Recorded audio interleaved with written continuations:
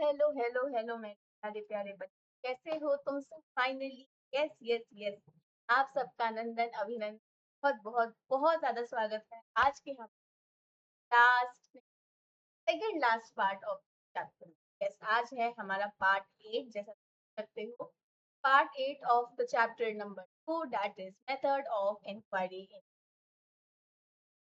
आज हम ये चैप्टर खत्म कर देंगे, है ना? और तो तुम कर दीदी पार्ट 9 क्यों? जैसा हमारी क्लास की परंपरा, प्रतिष्ठा, अनुशासन है, हम चैप्टर खत्म होने के बाद एक बार उसका जितना भी एनसीईआरटी क्वेश्चन है, बैक एक्सरसाइज में आपको दिया हुआ है, वो ग्लॉसरी डिस्कस करते हैं। जो आपके चैप्टर में की टर्म्स हैं, इंपॉर्टेंट टर्म्स हैं, करते हैं। एंड एक बार हम ऊपर ऊपर से आपका जो भी प्रैक्टिस शीट बनाया गया है उसको भी डिस्कस करते हैं। मतलब एक बार तुम्हें दिखा दिया जाता है कि भाई इतने क्वेश्चन हमारे प्रैक्टिस शीट का, और डिस्कस बाद उसी समय वो चीज हमारे टेलीग्राम ग्रुप पे भेज जाती है। इसलिए आपसे निवेदन है, आप कृपया कर अपना टेलीग्राम चैनल, जो टेलीग्राम चैनल या ज्वाइन कर ले, आपको ही वो मिले, फायदा मिले। वो सब तो ठीक है, कैसे प्यारे प्यारे रसूल, आई नो आज हमारा स्कूल था, है ना? तो ये था आज, तो ऐसा रहा स्कूल हमारा। धीरे धीरे जब जुलाई भी जा रहा है, तुम्हारा धीरे धीरे वो भी शुरू होने वाला होगा, पीरियोडिक टेस्ट। उसके बाद तो 2 महीने के बाद फिर तुम्हारे हाफ ईयरली स्टार्ट हो जाएंगे। कैसा चल रहा है तुम्हारा पीरियोडिक टेस्ट की? तुम्हारे सिलेबस आ गया? मैंने तुम्हें कहा था कि अगर पीरियोडिक टेस्ट का सिलेबस आ गया है मुझे मेल कर दो या मुझे इंस्टा पे भेज दो, ना? तो मेल की आईडी तुम्हारी, मेल आईडी, इंस्टा आईडी, हर आईडी तुम्हारी तुम कैसी तो तो अब बिना किसी विलंब के हम कोशिश करेंगे आज की क्लास थोड़ी जल्दी खत्म, मतलब जल्दी खत्म नहीं करेंगे, मतलब छोटी हो सकती है क्योंकि आज हमारा बहुत ज्यादा इसमें, जैसा एक हमारी क्लास की परंपरा, प्रतिष्ठा, अनुशासन एक ये था। हम लोग चैप्टर खत्म होने के बाद 7 दिन पे डिस्कस करते हैं practice sheet, glossary and NCERT questions के अलावा भी एक हमारा परंपरा, प्रतिष्ठा, वो क्या है? वो ये है जो हमने कल पढ़ा था, उसको अपन लोग एक बार रिकैप करते हैं कि हम पढ़ा क्या था, ना? बात करते हैं कल हमने क्या पढ़ा था। कल हमने पढ़ा था, केस स्टडी पढ़ा था कि केस स्टडी होता क्या है, और केस स्टडी के साथ साथ फिर हम केस स्टडी के साथ हम लोगों ने पूरा method, collect data collection methods हो गया, खत्म कर लिया, है ना? एंड उसके बाद हमने ये देखा था कि डेटा तो तुमने कलेक्ट कर लिया, अब तुम डेटा का एनालिसिस कैसे करो। तो डेटा किस तरीके का है तुम्हारे पास, उसकी एनालिसिस, तुम्हारे पास दो तरीके के एनालिसिस, क्वांटिटेटिव और एक है जी। सबसे पहले एक क्विक रिकैप है, तो जल्दी से देख लेते हैं क्या है, क्या होता है। नहीं यार, मैं तो आज मैं रेड पेन का एग्जाम, मैं रेड, आज हम रेडी। तो है हमारा केस स्टडी, है जी। केस स्टडी में हमने क्या पढ़ा था, किसका केस, और उसका जब हम स्टडी करते, इन डेप्थ स्टडी, अगर तुम्हारे जेंजी के लैंग्वेज में या बैक बेंचर के लैंग्वेज में बात करें, अगर मैं तुमसे व्हाट इज, क्या बोलोगे? स्टडी ऑफ अ केस, है ना? तो वही बात है, but what type of study? In depth study, मतलब बिल्कुल हम उस घुस जाते, कोई भी केस क्या हो सकता है, कोई इंसान, कोई भी, कोई भी इवेंट, कोई भी एक्सपीरियंस, है ना? कोई भी चीज, और जब हम डेप्थ स्टडी करते हैं, ऐसा समझ, जब पुलिस जब कोई केस के पहलू पे नजर डालती है ना, कब हुआ, कहाँ हुआ, कैसे हुआ, क्यों हुआ, उसमें कौन कौन इवेंट, किन किन लोगों को इसके बारे में पता होगा, अगर कोई अगर इंसान इसमें इन्वॉल्व है, सिर्फ जान पहचान के सारे इंसानों, जिनकी जान पहचान है, उस इंसान की जितनी जान पहचान है, उनसे इंफॉर्मेशन निकाल जाती है। Extensive, extensive that is it है। यहाँ पर हमारा सबसे ज़्यादा एम्फेसिस है in depth study particular case. ठीक है जी? क्या होता है अगर तुम इन डेप्थ कोई ऑलरेडी मान लो तुम थोड़ा बहुत उसके बारे में मान लो पता हो, लेकिन तुम्हें ये मेथड यूज़ करके काफ़ी लर्निंग को on the basis of the important है। मान लो कोई नया इवेंट 19 जब आया था तो वो बहुत नया था, उसके बारे में किसी को भी ज़्यादा कुछ जब उसके ऊपर बहुत एक्सपेरिमेंट बहुत सर्च हुआ, उसके ऊपर बहुत सारे सर्चेस जब हुए, तो हमारा डेटा उससे काफ़ी हुआ और ऐसा हुआ कि बाद में हम केस स्टडी भी कर पाए। ठीक है? हम बहुत सारी चीज़ों के बारे में देखते हैं as a individual, as a small group, हर किसी का हमारा ये होता है एज़ अ और एज़ अ स्पेसिफिक होता है उसका हम केस बच्चों का अगर मुझे जब वो जैसे सुनामी या साइक्लोन अगर अफेक्टेड होते हैं, तो उन बच्चों का क्या एक्सपीरियंस मैं उनका केस स्टडी से है ना?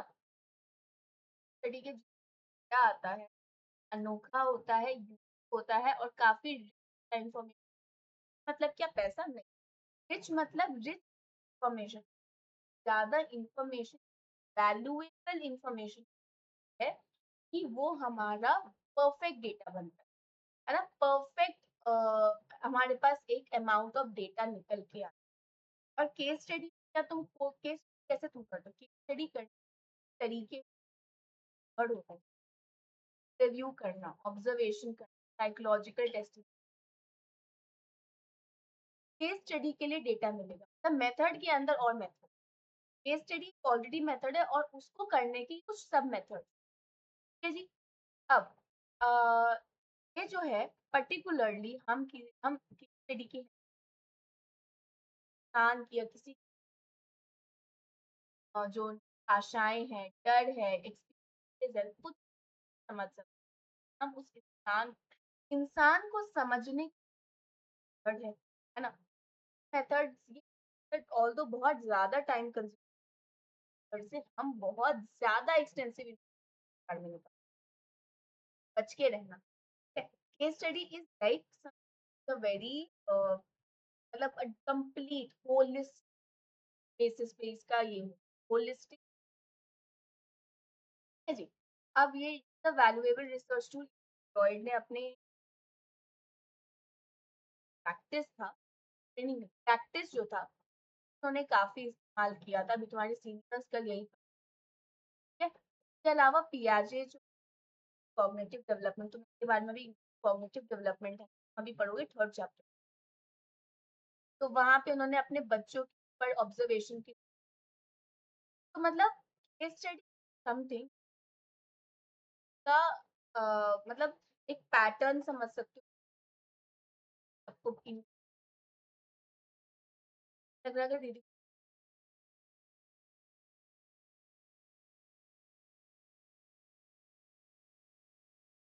बट तुम्हारा ये सिलेबस मुझे खत्म करना है, हमारे सिलेबस आगे ना केस स्टडी जो है हमें डेप्थ देती है इंसान की जिंदगी अगर मैं ट्रांसलेट मतलब मैंने तुम्हें ओवरऑल बोला ना तुम्हारे बारे में केस स्टडी एक डेप्थ इन्फॉर्मेशन मेन ही बात है अगर तुम्हें कभी भी question first thing first you will write that it provides an in-depth information about a particular event in a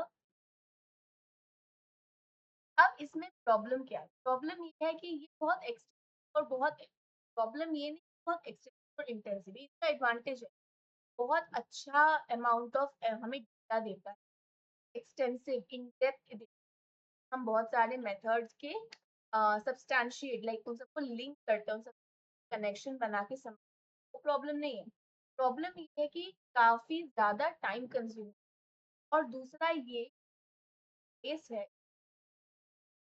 एक पर अगर केस स्टडी है तो मेरा जो केस स्टडी का जो रिजल्ट आएगा वो जरूरी नहीं सबके ऊपर एप्लीकेबल हो सबके ऊपर अप्लाई हो यहाँ पर जनरलाइजेशन का एक प्रॉब्लम आ जाता है बहुत सोच समझ के तभी जब जनरलाइज़ करना होता है, तो हमें उतना ही जनरलाइज़ करना होता है जितना हमें लगता है कि शायद ये लोगों बाकी लोगों के ऊपर एप्लीकेबल।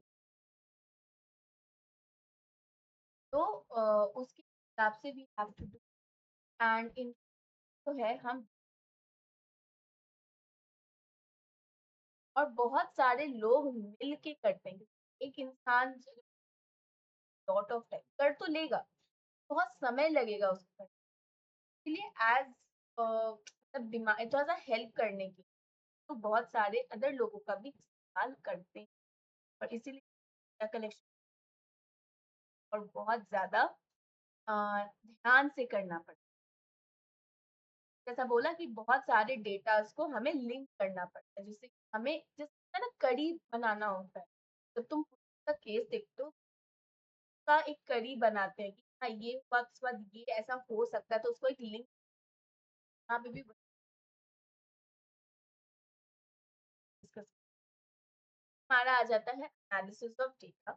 एनालिसिस ऑफ डेटा में हमने 2 तरीके के जब देखो बस डेटा आ गया, अब तुम क्या करोगे? तुम्हारे स्कूल ने तुम्हारे मार्क्स तो लिए, अब वो उसका क्या करेंगे? अब वो उसका निकालेंगे ना कि वो बहुत अच्छा किया, बुरा किया, क्या किया? उसका इंटरप्रेट निकाला ना तुम्हारे स्कोर वही कर। वो भी हमने डेटा इतनी मेहनत से जो इतनी मुश्किलातों के बाद जो हमने कलेक्ट किया है, अब उसको हमें एनालाइज़ भी तो करना है, हमें उसका मीनिंग निकालना है कि उसने रिसर्च पर्पस पूरा किया कि नहीं। हमारे पास 2 तरीके के पहला है क्वालिटेटिव और दूसरा है क्वांटिटेटिव जी। क्वांटिटी क्वांटिटी पर जो होता है क्वांटिटी मतलब नंबर्स, हाउ मच, क्वांटिटी है ना, ये मेथड उसके साथ डील करता है उन डेटा के साथ जिस कहीं ना कहीं पर आने जहाँ पे नंबर्स एज अ डेटा आता है। Data is a numerical data जहाँ पे बहुत सारा, वहाँ पे हम क्वांटिटी तो बोलोगे रिव्यू और ऑब्जर्वेशन में हम कैसे क्वांटिटी करेंगे, कर सकते हैं। पहली बात तो इंटरव्यू और क्वेश्चनर में या हमारे ऑब्जर्वेशन में कहीं पे भी हम नंबर का इस्तेमाल कर सकते हैं। हमें नंबर निकालना पड़ेगा कैसे? मान लो इंटरव्यू जब तुमने किया, जब कर रहे थे, ने काफ़ी क्लोज़ एंड करा। उसने पूछा, क्या ये इवेंट आपके साथ ऐसा हुआ है? क्या आप कभी शॉपिंग जाते हो? बोलेगा येस और नो में ही उसको ऑप्शन दें। तो येस को नंबर दे सकते हो 1 और नो को नंबर दे सकते हो। ऐसे करके तुम्हारे पास एक न्यूमेरिकल डेटा आ जाएगा ऑन द बेस। अगर तुम ऑब्जर्वेशन करोगे, एक बार मैंने ऑब्जर्वेशन क्या बोला था? तो हमें सेलेक्ट करना पड़ता है और हमें उसका फ्रीक्वेंसी देखना पड़ता है, बार हुआ। तो वो फ्रीक्वेंसी का टैली मार्क आ जाएगा ना जो तुम टैली पे बनाते हो वाला, है ना? ऐसा बनाते हो ना? तो काउंट करके नंबर नहीं आ पाएगा और उसमें भी आ गया। क्वेश्चनर में जो मैंने बोला था 3 पॉइंट, 4 पॉइंट जो रिस्पॉन्स लोग देते हैं क्वेश्चन पढ़ने के बाद, आपको कितने आप कितना रेटिंग देना चाहोगे इस चॉकलेट? हम किसी से ओपिनियन माँगते हैं, तो हम क्या पूछना है, आप इस चॉकलेट को कितना रेटिंग दोगे? आप किटकैट को कितना रेटिंग दोगे? चॉकलेट है, उसको कितना रेटिंग दोगे? आउट ऑफ 10 लोग बोलेंगे 8, कोई बोलेगा 10। ये नंबर्स हुए ना, तो हम फिर जब डेटा हमारे पास आया तो फिर क्वांटिटी को एनालाइज़ कर सकते हैं। ऑफ कोर्स कर सकते हैं, हाँ, लिखा हुआ। ये भी साइकोलॉजिकल जो आपके टेस्ट हो गए, इंटरव्यू जो कोई भी इंटेलिजेंस, पर्सनैलिटी, कोई भी साइकोलॉजिकल टेस्ट, नंबर्स नहीं आते, आते हैं। तो उस क्वेश्चनेयर में, इंटरव्यू में, सब में अगर एक close ended question, yes, no, false, है ना? यस, नो, ऐसा कुछ टाइप के क्वेश्चन में आप इन क्वेश्चन आंसर्स पे ही आप उनको नंबर असाइन, है ना? इन क्वेश्चन और इनके को ही हम मेजर करते हैं। तो एक स्केल्ड फॉर्म में होता है। मतलब हम वहाँ पे वो दिखाते हैं कि वो कितना वेट कर रहे हो, कितना उसका मैग्नीट्यूड 5 पॉइंट हो सकता है, 7 पॉइंट हो सकता है, 11 पॉइंट हो सकता है और पार्टिसिपेंट को बोला जाता है कि आपको जो लगता है सबसे वाला रिस्पॉन्स साथ ऐसे बहुत चीज़ें भी होती हैं आपका सही गलत माइंड, बहुत जगह ऐसा होता है।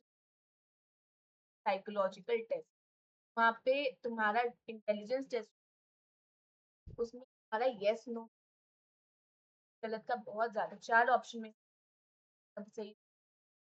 तो रिसर्चर जो है असाइन करता है 1 for right answer and for wrong answer, it depends, तो अपने मन से यूज कर सकते हो। एट द एंड क्या करेगा रिसर्चर, सारे रिस्पॉन्सेज को कैलकुलेट करेगा, उसका टोटल निकालेगा और फिर उसका एवरेज भी निकाल देगा, बता देगा कि उस इंडिविजुअल का कौन एक पर्टिकुलर एट्रीब्यूट पे कितना ज्यादा वो है, मतलब तो वो कहाँ स्टैंड कर रहा है, तो वो हम नंबर के थ्रू कर पाएंगे। ये हो गया नंबर्स। नंबर्स में हम क्या क्या यूज करते हैं, जैसे मैथ्स में अगर पढ़ा होगा एनालिसिस, तो 2 तरीके की स्टैटिस्टिक्स होता है, डिस्क्रिप्टिव होता है, इनफैक्ट। तो जो तुम्हारा डिस्क्रिप्टिव होता है ना स्टैटिस्टिक है, उससे डेटा को ऑर्गेनाइज कर सकते हो। अभी जो तुम्हारा रिसर्चर ने डेटा निकाला वो रॉ डेटा है, लेकिन उसको अच्छे से ऑर्गेनाइज, अगर मुझे इसका मीन निकालना है, मेजर ऑफ होता है। मैं ऑलरेडी मैथ्स में पढ़ा होगा, पढ़ाई कि नहीं पढ़ाई, पढ़ा तो होगा ही, अब भूल गए होगे वो अलग बात है, लेकिन तुम्हें पढ़ाया तो गया ही होगा। तो जैसे मेजर ऑफ सेंट्रल टेंडेंसी, तो डिस्क्रिप्टिव स्टैटिस्टिक्स होता है ना, हमें डेटा को ऑर्गेनाइज करने में हेल्प करता है। तो उसके अंदर 2 तरीके की आते हैं, होता है मेजर ऑफ सेंट्रल, होता है मेजर ऑफ वेरिएंस। तो मेजर ऑफ सेंट्रल टेंडेंसी है और होता है, फिर मैंने तुम्हें कोरिलेशन वगैरह भी पढ़ाया था। सब जो है ये स्टैटिस्टिकल मेथड है जिसकी मदद से वो एनालाइज। अब तुम बोलोगे दीदी और स्टैटिस्टिक, हाँ सही बोला, सही पकड़ा, सही सुना तुमने। याद है मैंने तुम्हें हाइपोथेसिस पढ़ाया था, जो एक रिसर्च क्वेश्चन प्रॉब्लम जब तुम बनाते हो, एक टेंटेटिव बनाते हो, ऐसा कुछ हाइपोथेसिस टेस्ट करने के, जहाँ पे अभी तुम्हें उतना पढ़ने की जरूरत नहीं, बस यहाँ पे ही लिखा हुआ है। और भी स्टैटिस्टिकल मेथड होते बनाते हो और डेटा का मीनिंग, बस इतना ही, ज्यादा भी और पढ़ने की जरूरत है। जब तुम कॉलेज वगैरह में जाओगे ना तो और डिटेल, ये हो गया क्वांटिटेटिव। बाद आ जाता है क्वालिटेटिव मेथड। जैसा तुम जानते हो कि अपन लोग काफी ज्यादा विचित्र प्राणी हैं ना, अपन बीइंग्स आर वेरी, बहुत ज्यादा पल में तोला पल में माशा टाइप से हमारा बिहेवियर है। कभी हम बड़े खुश हो, अभी खुश 2 मिनट के बाद गुस्सा हो जाएंगे, उसके बाद रोना। हम लोग बहुत ज्यादा चेंज, वेदर भी चेंज, मूड, हमारे बिहेवियर, कॉम्प्लेक्सिटी है हमारे बिहेवियर में। तो क्या तुम नंबर से समझ सकते हो, नंबर से समझ सकते एक तक तक एक लेवल तक समझ सकते हो, हाँ भाई इतने लेवल पे आपको होता है, लेकिन बिहेवियर से आपको क्या परेशानी है, आप एक लेवल पे रेट कर सकते हो, आप ये समझ सकते हो ना आपको कैसा उसमें महसूस हो रहा है, वो कहाँ से निकल के आया है, उसका सोर्स क्या है उस बिहेवियर का, आप वो समझ सकते हो। नहीं, वो समझने की हमारे पास क्वालिटेटिव, तो ये क्या है उसमें अंदर डीप, कब हुआ ना, कैसे हुआ, ये जानने की क्वालिटेटिव मेथड है हमारा। तो अगर अब मैं जानना चाहूँ कि अगर किसी माँ ने अपने बच्चे, अब मैं अगर मुझे उसका दर्द समझना है तो हाँ मैं बोलूँगी आप कितना दर्द अपना एक्सप्रेस कर सकते हो, तो ऑन 1 10 आप कितना कर सकते हो। पहली बात तो इट्स नॉट एडवाइजेबल, बिकॉज तुम किसी का दर्द ऐसे मेजर नहीं कर सकते। मेरे लिए 5 होगा, जो मेरे लिए 5 होगा वो तुम्हारे लिए सब्जेक्ट है। मेन किसी अपने अपने करीबी, आप तुम आपका तो आपको 1 to 10 में आपको कैसा फील हो, कहाँ पे आप अपने आप को रेट, मान लो उसने बोल दिया 8, 8 मतलब उसको बहुत ज्यादा बुरा लग रहा है, अब तुम क्या 8 बस इतना इन्फ्लुएंस निकाल सकते हो, बहुत बुरा लग रहा है, कैसा लग रहा है, उसकी क्या है, वो क्या एक्सपीरियंस कर रहा है, वो क्या महसूस कर रहा है, उसके दिमाग में क्या चल रहा है, उसका थॉट पैटर्न क्या है, तब आप क्वालिटेटिव मेथड हाल से ही बस असाइन तो understand how our experience organize what meaning और सफरिंग। पहली बात तो क्वांटिफिकेशन आप हर चीज में क्वांटिफाई नहीं कर सकते, कभी कभी हमें डिटेल में भी पढ़ना पड़ता है, ऐसे ही कुछ होता है। बहुत सारी भीड़ यहाँ पे हमें किसका क्यों निकालना है, कैसे निकालना है, कब निकालना है, ये हमें क्वालिटेटिव लगता है। तो होता है एक तरीका होता है नैरेटिव। नैरेटिव एनालिसिस मैंने जो बातें करी बोला, मैं तुम्हारे कुछ ऐसे ऐसी चीज निकालूंगी, ऐसे ऐसे ऐसे कैटेगरी निकालूंगी, बहुत हेल्प डेटा एनालाइज करना। तो वो हो गया नैरेटिव। हर डेटा आप नंबर में नहीं कर सकते, हर डेटा आपके पास नंबर नहीं होगा। चाहे आप पार्टिसिपेंट ऑब्जर्वेशन, यहाँ पे आपने पार्टिसिपेटिव क्या है, सिर्फ डेटा को आपको डिस्क्रिप्टिव तरीके से ही एनालाइज भी करना पड़ेगा, तब उसमें कैटेगरी निकालनी पड़ेगी। तो हम थीम, जैसे तुम बोलो ना बर्थडे पार्टी का थीम है ना, थीम तो ना वैसे ही हमारा थीम क्या होता है, जब तुम थीम बोलते हो तो सब उसी फॉलो करता है। उस थीम के अंदर बहुत सारी चीजें आती है ना, वो थीम फॉलो करना। कलर थीम, कलर थीम रखते हो, या कोई कोई अलग थीम रख देते हो, ठीक है, कोई फेयरवेल का लिए बॉलीवुड थीम रख देते हो, तो सब उसी का ड्रेसअप होके आते हैं ना उस। यहाँ पर जब हम थीम की बात करते हैं तो दैट इज अ कैटेगरी के अंदर तुम तरीके के डेटा को एनालाइज करो, डेटा को तुम कैटेगराइज करो, दैट इज योर। तो इन पार्टीज में क्या होता है, किस तरीके का डिस्क्रिप्टिव वो होता है, डेटा क्या होगा डिस्क्रिप्टिव डेटा, जैसे जब पार्टिसिपेंट बात करी तो ना उन्होंने, हमने उनकी फोटोग्राफ्स ली,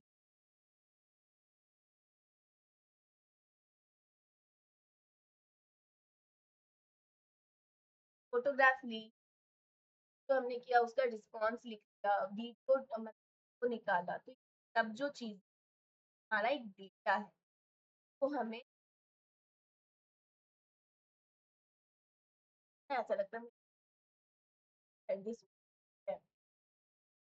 स्टार्टिंग मैं बात मतलब आई एम ट्राइंग कि मैं बहुत ज्यादा प्रिकॉशंस ले रही हूँ, बट अगर तुम्हें टेंशन लेने की जरूरत नहीं है, सारा सब अच्छे से हो जाएगा, पूरा सिलेबस हाफ ईयरली है, इसके लिए परेशान मत हो, खराब हो गई पढ़ाई।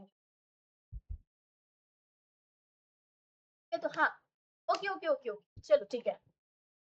तो बेसिकली तुम्हारा हमने जो एज अ रिसर्चर जो हमने डेटा निकलवाया है, उस डेटा को हमें एनालाइज करना है। डेटा हमने निकाला यूजिंग ऑब्जर्वेशन, तो हमारा डेटा इस फॉर्म में निकला, फोटोग्राफ भी, रिव्यू। अब अपन लोग को इसको एनालाइज करना है। एनालाइज कैसे करना है, एनालिसिस के दौरान हम कंटेंट एनालिसिस करेंगे, जहाँ पे हम जो इम्पोर्टेंट इम्पोर्टेंट थी कैटेगरी का हम जैसे ऐसे निकाल लेंगे ना, जैसे सागर से मोती निकालते हैं, वैसे ही ये समुद्र जो है ना, उस ज्ञान का जो समुद्र तुम लेके आए हो, डेटा का जो समुद्र है, उसमें इम्पोर्टेंट इम्पोर्टेंट मोती हम निकालेंगे। वो मोती निकालना इज अ स्किल। अब एक बात इसमें हमने, मैंने कल इस बात पे क्लास कंक्लूड, क्वांटिटी और क्वालिटेटिव एक दूसरे के विरोधी नहीं, ऑपोजिट, बल्कि एक दूसरे के साथी है। अगर ये दोनों साथ साथ चलेंगे तो ही तुम अपने लक्ष्य की मंजिल पे पहुंचना। नहीं कभी भी समझना कि क्वांटिटेटिव बहुत अच्छा है, क्वालिटेटिव बहुत खराब। क्वांटिटेटिव डेटा को सपोर्ट करने की का क्यों निकालने की क्वालिटेटिव वेरी इंपॉर्टेंट है, एंड वाइस वर्सा। क्यों तो तुम्हें पता चल गया कितना है, क्वांटिटी बता सकते, both of them are very necessary and very important the course of research। ठीक है जी, तो हो गया हमारा रिकैप। जल्दी से रिकैप, जल्दी तो नहीं हुआ, मतलब थोड़ा सा वो हो गया। ये था हमारा कल का रिकैप, कल की क्लास का रिकैप। आज जो हमारी क्लास है तो हम आज हम फटाफट कंप्लीट करेंगे what are the limit logical inquiry, है ना, and what are the ethical issue.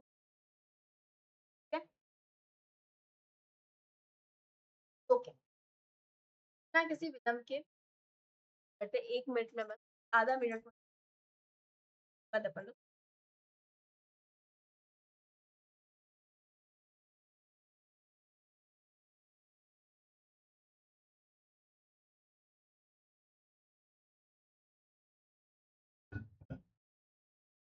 Okay, now question of psychological. हर चीज का एडवांटेज होता है और डिसएडवांटेज। अब तुमने बहुत सारी चीज तो अभी तक 5-6 मेथड जो पढ़े और डेटा कलेक्शन सबके तुमने देखे कि कितने फायदे और कितने नुकसान हैं।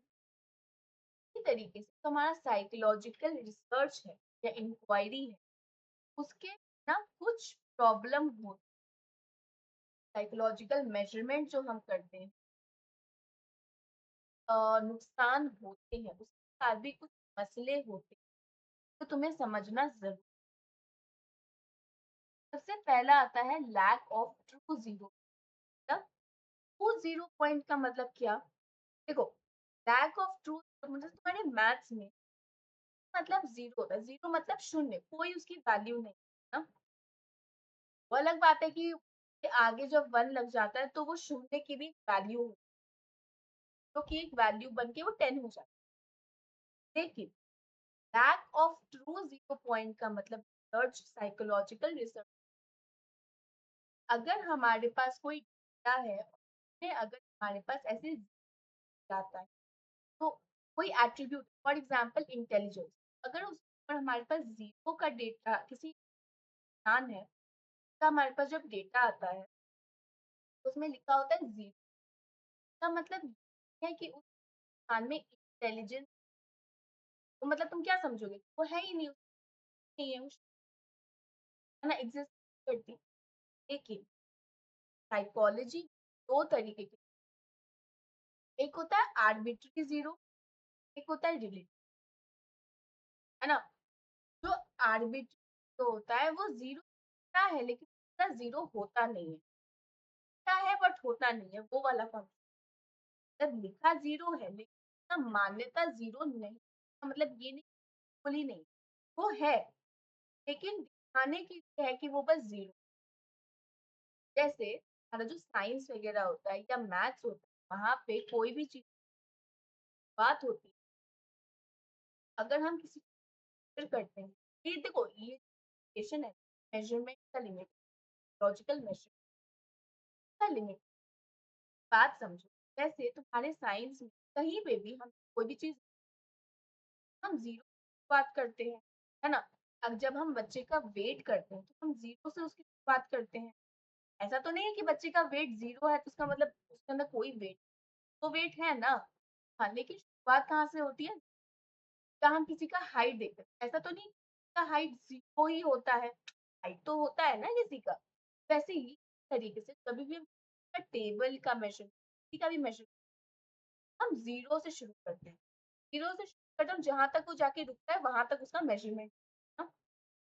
लेकिन साइकोलॉजिकल मेजर यही पॉइंट नहीं, कहने का मतलब ऐसा कोई दुनिया में इंसान नहीं है इंटेलिजेंस के अंदर कोई बीमारी नहीं, कोई इंसान इस दुनिया, हम सबके पास कोई ना कोई amount of degree of intelligence है, कम ही होगा, जीरो लेकिन है।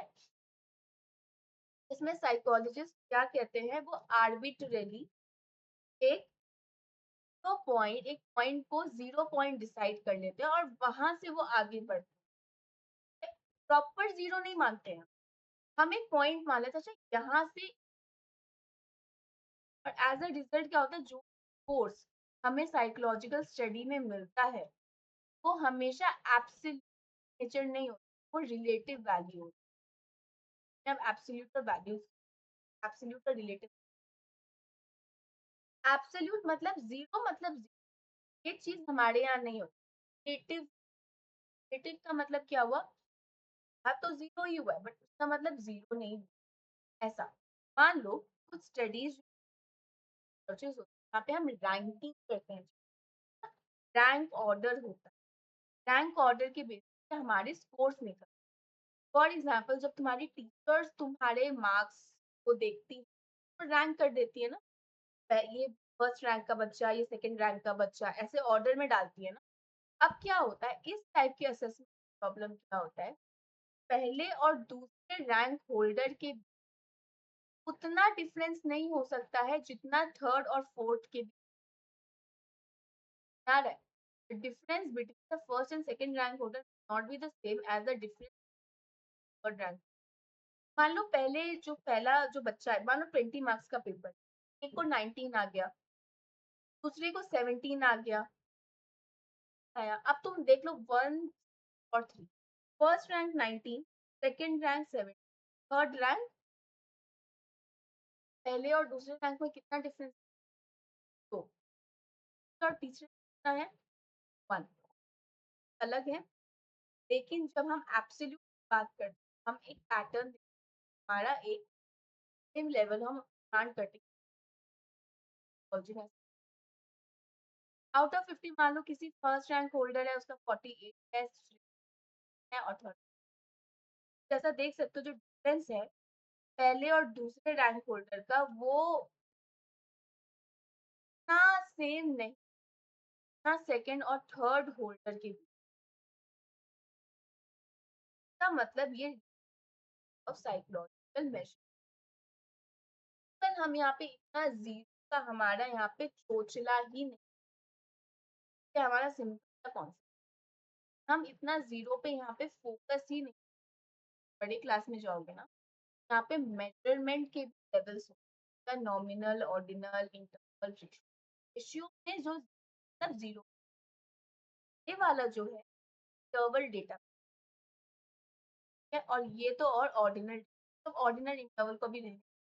Lack of true zero point का मतलब इतना समझो, साइकोलॉजी में कोई भी एट्रीब्यूट, तो अगर वो जीरो, तो मतलब वो उसकी वैल्यू ही, हर इंसान में वो एट्रीब्यूट होता है, भले कम होता है लेकिन जीरो कोई नहीं, लाइक अदर फिजिकल।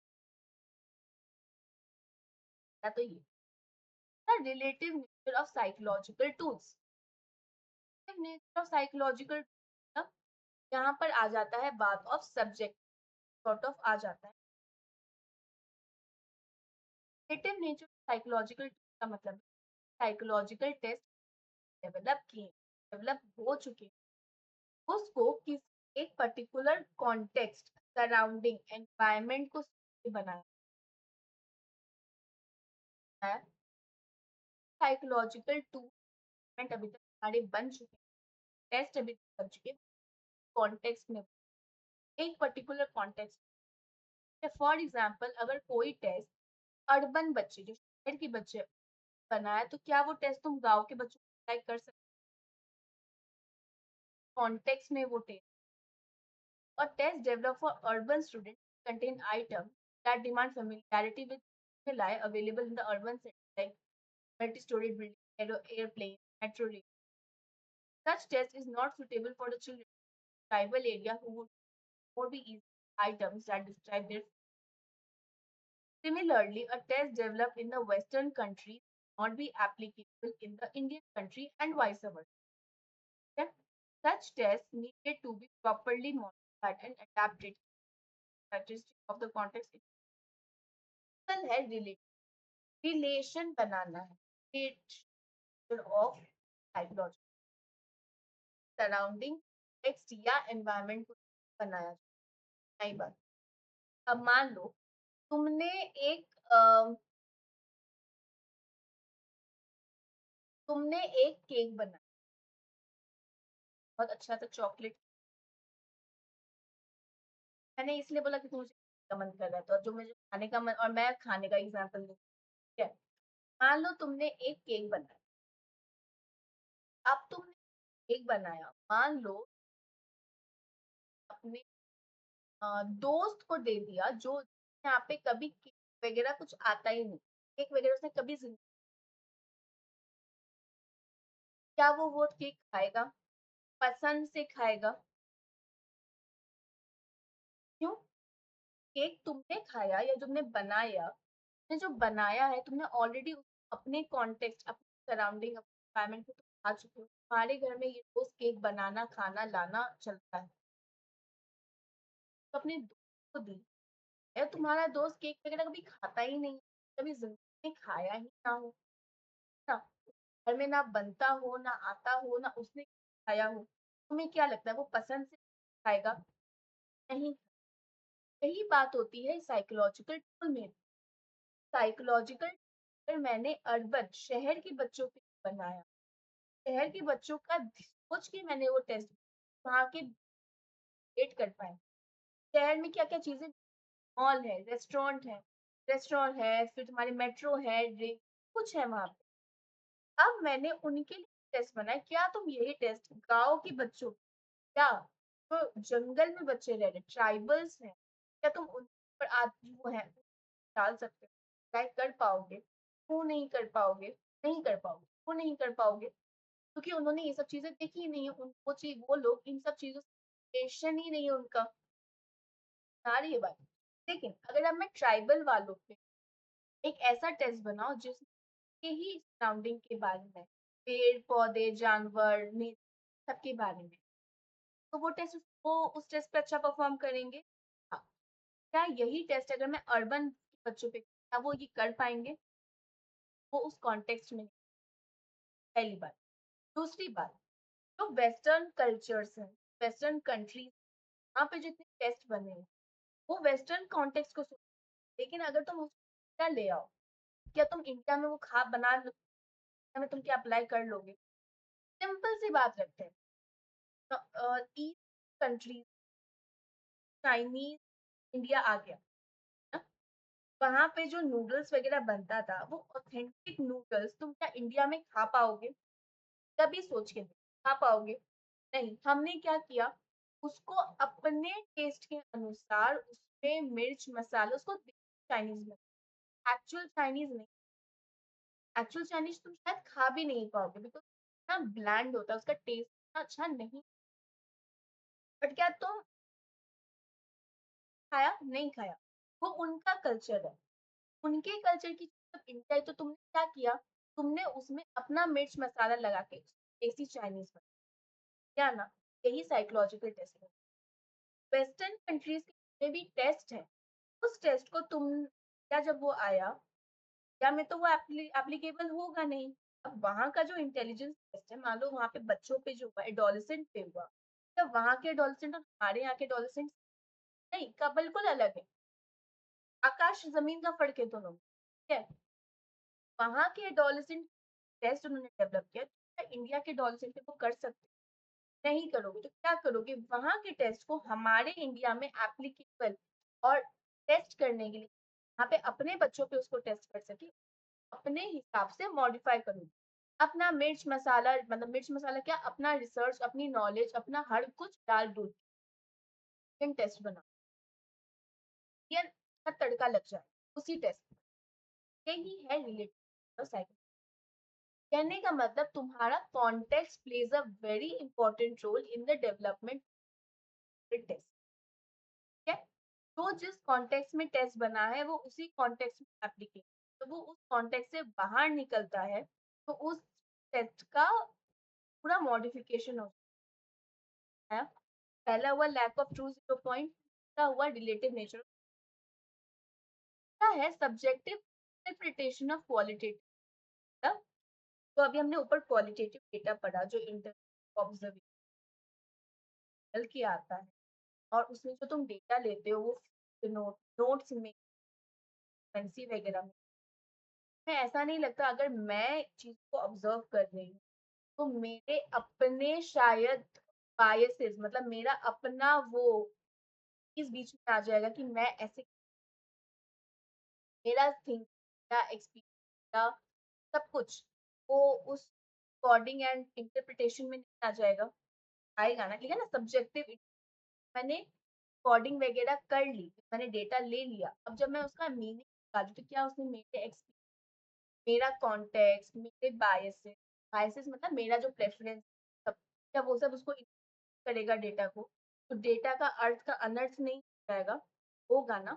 यही होता है सब्जेक्टिव डेटा में सबसे बड़ा लिमिटेशन, सब्जेक्टिविटी। सब्जेक्टिविटी को कम करने के लिए हमारे पास एक साथ में अपनी 2 और रिसर्चर को रख लूँ और हम सब साथ में रिकॉर्ड करें और फिर हम सब एक ही डेटा निकालें और फिर हम अपने-अपने डेटा को डिस्कस करें और एक कॉमन ग्राउंड पे। ये होता है सब्जेक्टिविटी कम करना, मतलब सब्जेक्टिविटी ऑब्जेक्टिविटी। क्वालिटेटिव डेटा में जो स्टडी में जो डेटा आता है वो लार्जली है, क्यों? वहाँ पे जो क्वेश्चन रिसर्चर अपने बेसिस करता है और जो उसको डेटा मिला है उसके अब मेरे लिए अलग हो सकता है, तुम्हारे लिए अलग हो सकता है, अलग होता है।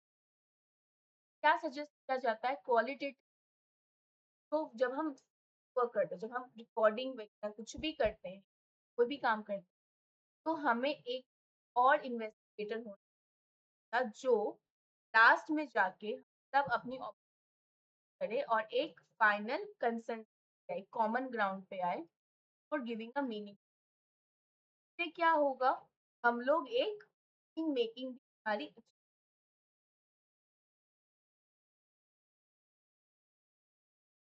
ने जवाब दिया, अगर वो हमारे साथ बैठ के तो वो भी कर सकता है, there is no problem.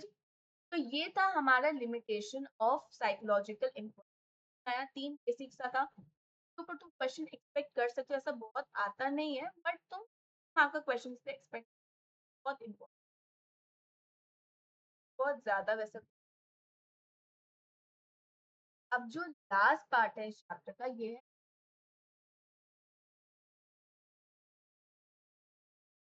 4 marks का क्वेश्चन, हाँ का क्वेश्चन कर सकते हो चैप्टर से।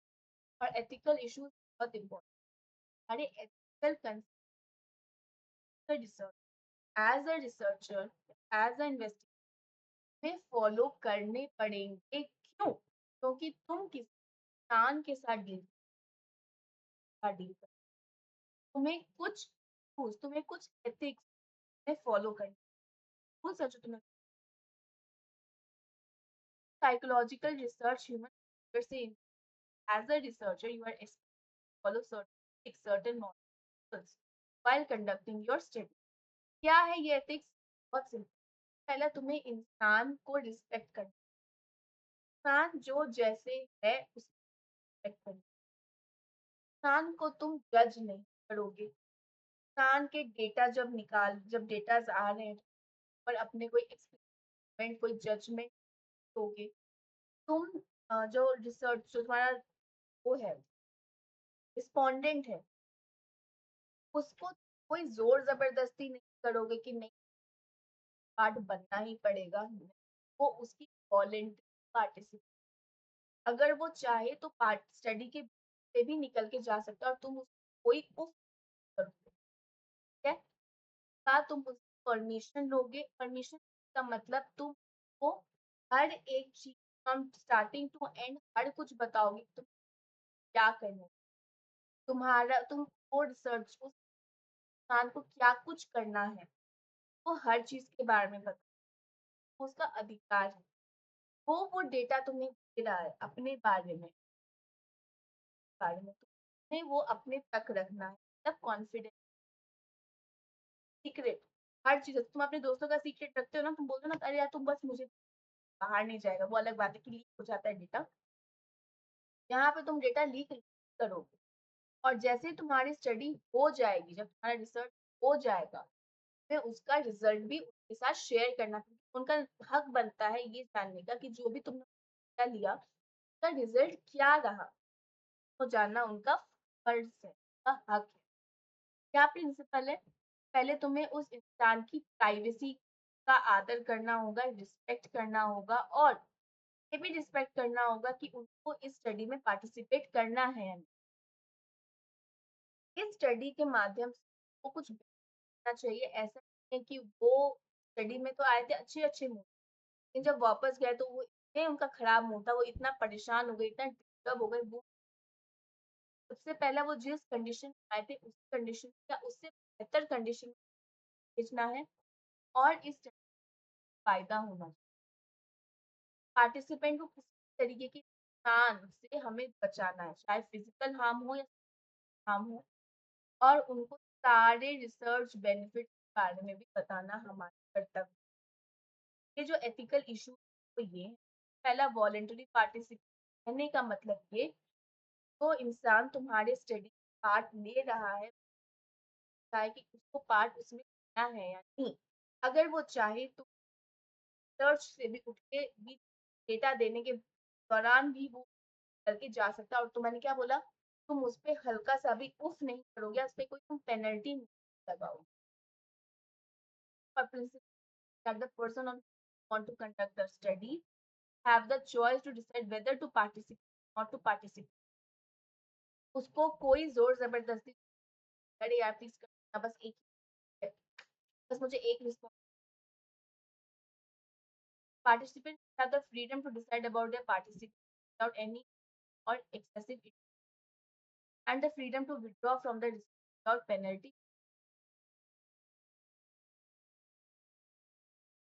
सबसे पहला कि पहली बार स्टडी में पार्टिसिपेट करना है या नहीं, उसके बाद स्टडी का पार्ट बनना है कि आज़ादी हो आपके, और तीसरा वो भी आज़ादी होगी कि अगर उसका मन चाहे तो वो उस दर्द से अपने आप को टाल भी सकता है और वो जा भी सकता है, ना किसी पेनल्टी। पहला हो गया वॉलंटरी पार्टिसिपेट। दूसरा आता है इन्फॉर्म्ड कंसेंट। कंसेंट थोड़ा बड़ा है तो इन्फॉर्म कंसेंट जो मतलब जो भी पार्टिसिपेट का उसको सब कुछ पता होना चाहिए, क्या हम उनके साथ करने वाले, क्या क्या चीजें वो करेंगे, हर चीज का आइडिया पहले ही देना पड़ेगा जिससे वो अपना ये पार्टिसिपेट करना है। वो पार्टिसिपेंट होंगे, वो टेस्ट के बारे में, डेटा के बारे में, डेटा लेने से सारी इन्फॉर्मेशन, कौन सा डेटा कलेक्ट होगा, बारे वो पार्टिसिपेट। कुछ कुछ एक्सपेरिमेंट ऐसे होते हैं जहाँ पे हमें वो इलेक्ट्रिक शॉक वगैरह देना पड़ जाता है। उस केस में हमें स्टिल इन सम केसेस कुछ ऐसे होते हैं, लेकिन इसका मतलब ये ना बताए उसको दो, सब कुछ बताना है कि हम ऐसा ऐसा करेंगे, ये एक्सपेरिमेंट ऐसा होगा वैसा होगा, सब कुछ हर चीज सोच समझ के ही पार्टिसिपेट डिसीजन। ऐसे होता है जहाँ पे कोई ऑब्नॉक्शियस ऑब्नॉक्शियस मतलब कोई भी अनप्लेजेंट आइटम प्रेजेंट किया जाता है। और ऐसे बहुत समय होता है कि private info they may at times be required to give private info, not generally। कभी कभी उनको ऐसे प्राइवेट या बहुत पर्सनल चीजें बतानी होती है तो सबके साथ वो नहीं बता सकते ना। कुछ स्टडी में ऐसा होता है कि हमें डिसेप्शन का मतलब करना, थोड़ा धोखे में हम रखते हैं असली या असली काल पर। ये डिसेप्शन करने की, डिसेप्शन कब होता है, स्टडी करने, डेटा कलेक्ट करने। लेकिन क्या हम उसको उसी अंधेरे में रखेंगे, हम उनको अंधेरे में नहीं रखेंगे। जैसे ही डेटा हो जाएगा फिर हम उन्हें सच बताएंगे कि आपके साथ है। Exception is participants are given instruction or imagine certain way and are given false information about their performance। It is important because it is therefore important that the participant actual comments। ठीक है, ये हो गया inform consent. क्या होता है D, तब तुम्हें ब्रीफ करना है कि तुमने क्या किया पूरे और क्यों किया। एक बार स्टडी खत्म हो जाती है पार्टिसिपेंट को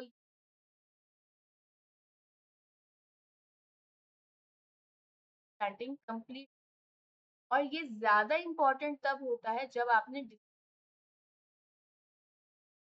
तो होता है कि पार्टिसिपेंट जब ये जाएगा तो वो उसी मेंटल स्टेट में जाएगा जिसको आया था ना। एंड उनको अश्योरेंस दिया जाएगा कि आपको फिक्र की जरूरत नहीं, तो आपने डेटा वो हमारी तक तो वो यहाँ। Researchers should make efforts to society as a research का काम है हमारे अंदर डर है, घबराहट है, तो उसको रखना जिससे जब जब मैंने तुम्हें बताया कि तुम्हें धोखा दिया गया, तुम्हें रखा गया, तुम्हें और क्या कि तुम्हारी कोई और डेटा निकाल ली गई, ऐसा कुछ, तो पार्टिसिपेंट तो बहुत परेशान हो जाएगा, वो तो बहुत घबरा जाएगा। एज अ रिसर्च का काम है कि मैं काम डाउन फील, शांत फील कराऊं और तुम्हें बताऊं कि मैंने क्यों किया। ठीक है। फोर्थ है sharing the result of the study. पर तुमने डेटा ले लिया, हमारा फर्ज बनता है, पार्टिसिपेंट है उसको उनका रिजल्ट भी बताओ, उसका हक है जानना। Psychological research. In a cyclo, after collecting participants, come to our place and we analyze the data and draw conclusions. It is obligatory for the researcher, obligatory मतलब mandatory for the go back to the participant, get the result of a study. और जब तुम जाते हो ये data collection के दौरान, participant जब तुम डेटा पार्टिसिपेंट है उनकी कितनी होती है, उतरना पड़ेगा ना। वन ऑफ द एक्सपेक्ट किया जा रहा है वो हमें बताया जाए कि हमें क्यों हमसे क्या हुआ। So one of the expectations that you will tell them about the behavior that you have invested. As a researcher, ये हमारा धर्म बनता है to go back to the participant, क्योंकि इस दो एडवांटेज, पहला तुमने पार्टिसिपेंट, और दूसरा पार्टिसिपेंट तुम्हें अपनी राय बताएगा कि उसको रिसर्च कैसा लगा, क्या उसको कुछ क्या हेल्प हुआ नहीं हुआ। हमारे लिए हमारे स्टडी काफी इम्पोर्टेंट। लास्ट है कॉन्फिडेंशियलिटी। तो किसी यहाँ पे हमें भी, तो हमने पार्टिसिपेंट से डेटा लिया है कि कोई भी तक रखें। Participant in a study have a right to researcher must safeguard, protect their privacy by keeping provided confidence. किसी के साथ भी रिसर्च शेयर नहीं करेगा, इवन अपने घर वालों के साथ भी नहीं, कोलीग्स के साथ भी share. Because the world is very small, कब तुम घूम फिर के उस इंसान को पता चल जाएगा। Information should be for your research purpose and not and in no other circumstances passed on to most effective way of protecting confidence participant not to record their ID. मतलब तुम्हें अपना इंफॉर्मेशन दिया तो ऐसा नहीं नाम पूरा लिख दिया, तो उनके नाम का बस इनिशियल नाम, अगर अंकिता कुमार है तो तुमने क्या से रिकॉर्ड करो, ए डॉट के का नाम नहीं ऐसे। लेकिन बहुत रिसर्चेस में पॉसिबल नहीं, कहीं पर हम कोड नंबर्स देते, उस इंसान का पता रहे कि कोड नंबर दिए जाते हैं और उनके कोड के साथ नाम जो होता है अलग से रखते हैं। और आइडेंटिफिकेशन लिस्ट जल्दी से जल्दी खत्म कर दी जाती है, गायब कर दी जाती है, नष्ट कर देते हैं। आपका रिसर्च एथिकल इश्यूज बहुत सिंपल, मतलब भाई तुम इंसान के साथ जब करोगे तो हर चीज का कदर रखो, इम्पोर्टेंट होता है कॉन्फिडेंस, हर चीज अपने आप से कोई नहीं इम्पोर्टेंट। साथ हमारा जो चैप्टर है, finally we are done with chapter number 2 query. अब हम इसकी समरी फटाफट एक बार देख लें, ऑलरेडी पढ़ चुके हैं। साइकोलॉजिकल रिसर्च के बारे में हमने पढ़ाई करी, साइकोलॉजिकल क्या होता है, साइकोलॉजिकल रिसर्च क्यों हम करते हैं, विद द पर्पस ऑफ, इसकी गोल्स क्या है, एप्लीकेशन नॉलेज, जो भी तुम्हारा बिहेवियर बारे में निकला है उसको सब भी तुम्हारे गोल, और इसको हम ऑब्जेक्टिव मेजर करते हैं। yes. बाद 4 स्टेप होते हैं जिसमें साइकोलॉजिकल रिसर्च होता है, प्रॉब्लम को कंसेप्चुलाइज करते हैं, कलेक्ट करते हैं और वो एनालाइज करके कंक्लूजन ड्रॉ करते हैं। इज ऑल्सो हम साइकोलॉजिकल रिसर्च करते हैं, हम नए फिनोमिना या नए इवेंट्स जो निकाल पाए उसको समझ पाए और उसको डिस्कवर कर, पहले तो उसको ढूंढ पाए और फिर उसकी निकाल पाए एक पर्टिकुलर कॉन्टेक्स्ट, और उसका इंडिविजुअल के बिहेवियर या एक्सपीरियंस क्या अफेक्ट है। Psychological study type of data होता है जो demographic, that is personal and physical, physiological मतलब फिजिकल तो कहाँ तुम रह रहे हो वो सब, फिजियोलॉजिकल तुम्हारे पूरे बॉडी के बारे में, एंड साइकोलॉजिकल तुम्हारे जितने एट्रीब्यूट। हाउएवर डेटा जो होता है वो किसी कॉन्टेक्स्ट कंबाइंड रहता है, एंड उसको हम किसी थ्योरी या मेथड से लिंक करते हैं। ये मेथड्स होते हैं इस डेटा कलेक्शन के, है ना। ऑब्जर्वेशन मेथड हम यूज करते हैं जिसे हम टाइप कर सके। हमें पहले बिहेवियर को सेलेक्ट करना पड़ता है, बिहेवियर को रिकॉर्ड ऑब्जर्व करना है, फिर हम उसकी रिकॉर्डिंग करते हैं वाया डिफरेंट मेथड, फील्ड या फोटो ले लिया, हम उसकी analysis, selection, recording and analysis. Observation कितने तरीके की हमने पढ़ी थी, naturalist and participant on part. ठीक है, बाद नेक्स्ट मेथड क्या था, एक्सपेरिमेंट, जहाँ पे हम कॉज एंड इफेक्ट बनाते हैं। इफेक्ट है इंडिपेंडेंट का ऑन द डिपेंडेंट। हम यहाँ पे क्या पढ़ते हैं कि इंडिपेंडेंट वेरिएबल का डिपेंडेंट वेरिएबल पे क्या असर है। एक्सपेरिमेंटल एंड हमारा मेन ऑब्जेक्टिव है। कोरिलेशन हम क्यों करते हैं, कोरिलेशन हम इसीलिए करते हैं हम किसी को वेरिएबल देख सकते हैं क्या रिश्ता, कितना गहरा रिश्ता, उनका रिश्ता कहाँ जा रहा है, ये समझने के लिए और प्रिडिक्शन करने के लिए यहाँ पे तो होगा या नेगेटिव, और उनकी जो स्ट्रेंथ है वो +1 से -1। फिर हमने सर्वे पढ़ा था, सर्वे का फोकस है कि जिस हम किसी एटीट्यूड कोई भी चीजों को रिकॉर्ड कर सकते हैं, है ना। वो स्ट्रक्चर्ड और अनस्ट्रक्चर्ड इंटर क्वेश्चन और सर्वे कर सकते हैं। साइकोलॉजिकल टेस्ट पढ़ा था जो काफी स्टैंडर्डाइज एंड ऑब्जेक्टिव। हम एक का जो एक इंडिविजुअल है उसका कंपैरिजन, है ना। तो टेस्ट कितने तरीके के होते हैं, वर्बल होता है, नॉन वर्बल होता है, परफॉर्म होता है, तो हम इंडिविजुअली या पूरे कर सकते हैं। बाद हमारा केस मेथड हमने पढ़ा था, जो हमने कल पढ़ा था, जहाँ क्या पढ़ा था कि इन डेप्थ इस डेटा एनालिसिस हमारे पास दो तरीके तो हमने जब हमें करना है, हमारे पास क्वांटिटेटिव मेथड तक जहाँ पे हम स्टैटिस्टिक्स इस्तेमाल करते हैं, और क्वालिटेटिव में हमारे पास नैरेटिव और content analysis, qualitative research data को एनालाइज कर सकते। लास्टली आज जो हमने पढ़ा है साइकोलॉजिकल मेजरमेंट के कुछ पेशेंस क्या है, तो वो है lack of absolute, relative nature of psychological and subjective qualitative data है, और इसी के साथ कुछ ऐसे एथिक्स तो हमें फॉलो करनी, वॉलेंट्री पार्टिसिपेशन, कोई जोर जबरदस्ती, फॉर्म कंसेंट उनका वो अपनी पूरी मर्जी आवाज में काट लेंगे, sharing of the result with the participant must be followed by, जो भी रिसर्च हुआ है उसका जो डेटा है वो हमारा कर्तव्य बनता है, और वो हमारा एक कर्तव्य है कि हम उसे पार्टिसिपेट का डिस्कस, क्योंकि वो उनका हक बनता है और वो हमसे कुछ लगाए बैठे।